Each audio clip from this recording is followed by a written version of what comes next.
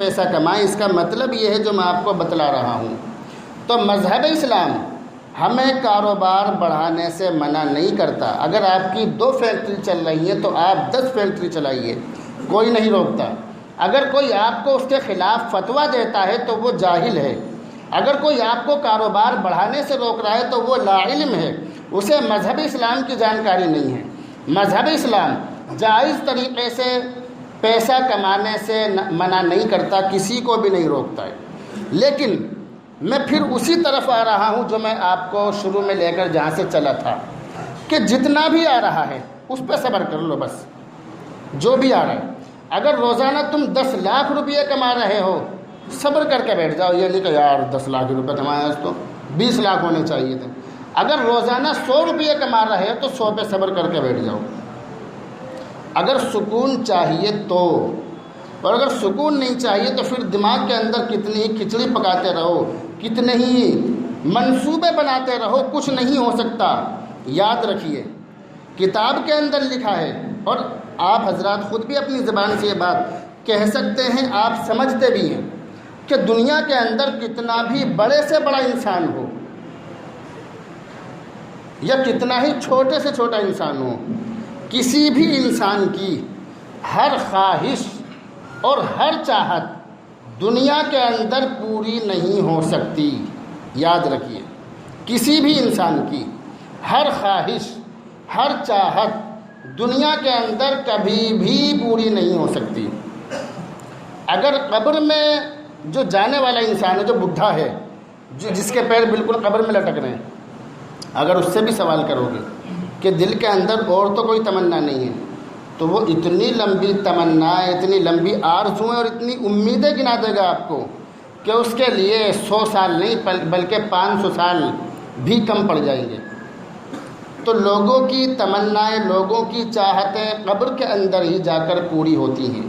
اللہ کے نبی نے اس کے بارے میں ایک حدیث کے اندر ارشاد فرمایا تھا کہ اگر ابن آدم کے پاس یعنی انسان کے پاس اگر سونے کی 1 وادی ہو تو وہ 2 کی تمنا کرے گا، 2 وادیاں ہوں تو 3 کی تمنا کرے گا۔ انسان کا پیٹ صرف قبر کی مٹی ہی بھر سکتی ہے۔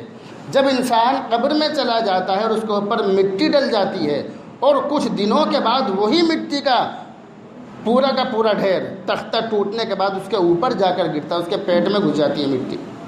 جب اس کا پیٹ بھرتا ہے، اس سے پہلے اس کا پیٹ نہیں بھرتا۔ پوری دنیا کی دولت لا کے کسی کے قدموں میں ڈال دو تو بھی اس کا پیٹ نہیں بھر سکتا، اتنا لالچی ہے انسان۔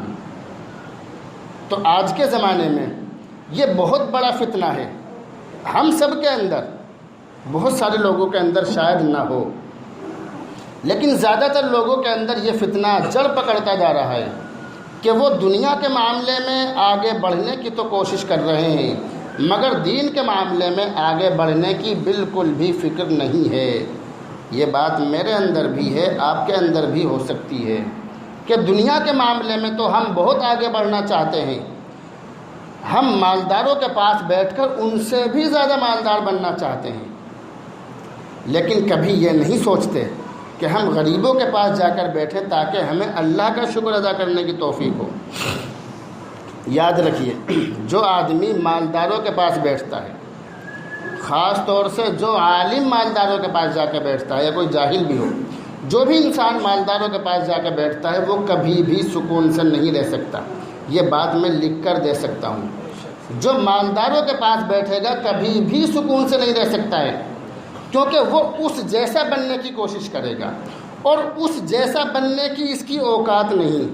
اب کیا کرے گا؟ چوری کرے گا، ڈاکہ ڈالے گا، کسی کا گلا کاٹے گا، کسی کو نقصان پہنچائے گا، کسی کے یہاں چوری کرے گا، کچھ نہ کچھ منصوبے بناتا رہے گا، کچھ نہ کچھ غلط کام کرے گا۔ اور اگر جائز طریقے سے بھی کرے تو بھی اس کا جو سکون و اطمینان ہے وہ تو بالکل ختم ہو جائے گا۔ تو اس لیے، اور جو انسان غریبوں کے پاس بیٹھے گا وہ ہمیشہ سکون میں رہے گا۔ جو غریبوں کے پاس بیٹھے گا وہ یہ سوچے گا کہ یار یہ تو پیاس سے روٹی کھا رہا ہے، اللہ نے مجھے چٹنی دی ہے روٹی کھانے کے لیے، اس کا بہت بڑا احسان ہے، یہ تو پیاس سے روٹی کھا رہا ہے، یہ سوچے گا انسان۔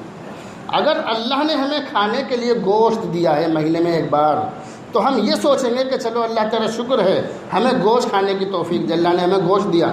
ایسے بہت سارے لوگ ہیں، میری نظروں میں ایسے بہت سارے لوگ ہیں کہ جن کے گھروں میں ایک ایک ہفتے سالن نہیں بنتا ہے، ایسے بہت سارے لوگ ہیں۔ میرے سامنے جب بھی کوئی کھانا آتا ہے، میں کبھی کھانے کی برائی نہیں کرتا، ہر کھانے کو خوشی سے کھانا چاہیے انسان کو، اور ان لوگوں کو دیکھنا چاہیے جن کو کھانے کے لیے کچھ بھی نصیب نہیں ہے۔ ایسے ایسے لوگ ہیں کئی دن ہو جاتا ہے ان کو کھانا نہیں ملتا ہے، تو ان لوگوں کی طرف اگر ہم دیکھیں گے ہم سکون سے رہیں گے۔ اللہ کے نبی نے اسی بات کو حدیث کے اندر ارشاد فرمایا کہ تم دنیا کے معاملے میں اپنے سے نیچے والوں کو دیکھو، سکون سے رہو گے، اگر اوپر والے کو دیکھو گے تو پریشان رہو گے۔ جو لوگ موٹر سائیکل پر چلتے ہیں اگر وہ کار والوں کو دیکھیں گے تو پریشان رہیں گے، اور اگر سائیکل والوں کو دیکھیں گے تو بہت خوشی منائیں گے کہ اچھا ہم تو موٹر سائیکل پہ چلتے ہیں، اس کے پاس تو بیچارے کہ سائیکل ہے وہ بھی ٹوٹی پھوٹی۔ سائیکل والا انسان اگر پیدل چلنے والوں کو دیکھے گا تو سکون سے رہے گا، اور اگر موٹر سائیکل والے کو دیکھے گا تو پریشان رہے گا۔ سیدھی سی بات ہے، موٹر سائیکل خریدنے کی کوشش کرے گا، اور موٹر سائیکل خریدنے کی اس کی اوقات نہیں ہے، اس لیے کچھ نہ کچھ غلط کام ضرور کرے گا۔ اگر غلط کام نہ بھی کرے تو پریشان تو ہو ہی جائے گا۔ جو پیدل چل رہا ہے اگر وہ لنگڑے لوڑے انسانوں کو دیکھے جو زمین پر گھسٹ کر چل رہے ہیں، اسے سکون ملے گا کہ اللہ یہ بھی گوشت پوست کے بنے ہوئے انسان ہیں لیکن زمین پر گھسٹ رہے ہیں، اللہ نے مجھے پیدل چلنے کے لیے کم سے کم 2 پیر تو دیے ہیں۔ تو اس لیے میں آپ کو یہ بتلانا چاہ رہا تھا، باتیں تو بہت ساری تھی میرے ذہن میں، لیکن آپ کو یہی بتلانا چاہ رہا ہوں کہ ہمیں جو کچھ بھی مل رہا ہے اللہ کی طرف سے، جتنا بھی مل رہا ہے، چاہے 1 روٹی مل رہی ہے کھانے کے لیے، اس پہ صبر کر کے بیٹھ جاؤ، اللہ تعالیٰ کا شکر ادا کرو، اور اللہ تعالیٰ سے ان لوگوں کے لیے بھی دعا کریں کہ جو مالداری میں بہت زیادہ بڑھ رہے ہیں، الٹا سیدھا غلط کام کرتے ہیں، اللہ رب العزت عمل کی توفیق عطا کرے۔